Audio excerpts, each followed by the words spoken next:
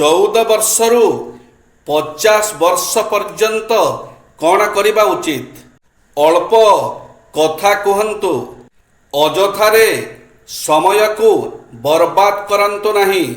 ଅଯଥା କଥାରେ ଯୁକ୍ତିତର୍କ କରନ୍ତୁ ନାହିଁ। ସବୁବେଳେ ନିଜକୁ ସୁସ୍ଥ ମନେ କରନ୍ତୁ। ଜୀବନର ସବୁ ସମସ୍ୟା, ବିପଦ ଓ ଅସୁବିଧାକୁ ସାହସର ସହିତ ସାମ୍ନା କରନ୍ତୁ। ସବୁବେଳେ ପଜିଟିଭ ଚିନ୍ତା କରନ୍ତୁ। କଥା କହିବାର ଶୈଳୀ ଶିଖନ୍ତୁ। ଜୀବନରେ କିଛି ବଡ଼ କାମ କରନ୍ତୁ। ସବୁବେଳେ ନିଜକୁ ଦେଖି ଅନ୍ୟମାନଙ୍କୁ ସାହାଯ୍ୟ କରନ୍ତୁ।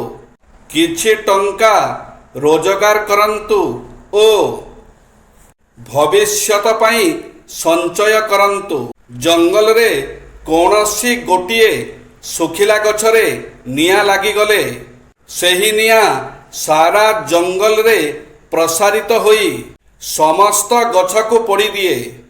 କୌଣସି ପିତାମାତାଙ୍କର କୌଣସି ପୁତ୍ର ଯଦି ପାଠ ନ ପଢ଼ି ଏବଂ କୌଣସି ବୈଷୟିକ ବିଦ୍ୟା ଶିକ୍ଷା ନ କରି ଜଙ୍ଗଲର ଶୁଖିଲା କାଠ ପରି ମୂର୍ଖ ହୁଏ, ଅପରନ୍ତୁ ଅସତ୍ ସଙ୍ଗରେ ପଡ଼ି ନାନା କୁକର୍ମରେ ଜଡ଼ିତ ହୁଏ, ତାହାହେଲେ ସେ ଶୁଖିଲା କାଠର ନିଆଁ ପରି ନାନା ଦୁଷ୍କର୍ମ କରି ନିଜର ଏବଂ ବଂଶର କ୍ଷତି କରିବା ସହ ପରିବାରର ଅନ୍ୟ ସଦସ୍ୟମାନଙ୍କର ମାନ ସମ୍ମାନ ଓ ବଂଶର ମର୍ଯ୍ୟାଦା ନଷ୍ଟ କରେ।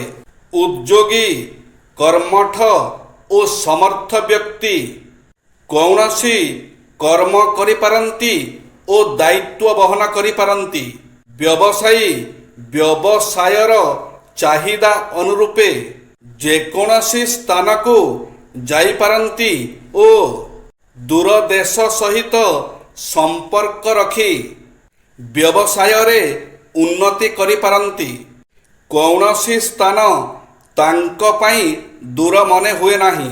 ବିଜ୍ଞାନ ଓ ବୈଷୟିକ ଜ୍ଞାନାଦିରେ ପାରଙ୍ଗମ ବ୍ୟକ୍ତି ଯେଉଁଠାକୁ ଗଲେ ମଧ୍ୟ ନିଜର ଭରଣ ପୋଷଣ କରିବା ସଙ୍ଗେ ସଙ୍ଗେ ଅନ୍ୟମାନଙ୍କ ଦ୍ୱାରା ଆଦୃତ ହୁଅନ୍ତି। ତାଙ୍କ ପାଇଁ କୌଣସି ସ୍ଥାନ ବିଦେଶ ନୁହେଁ।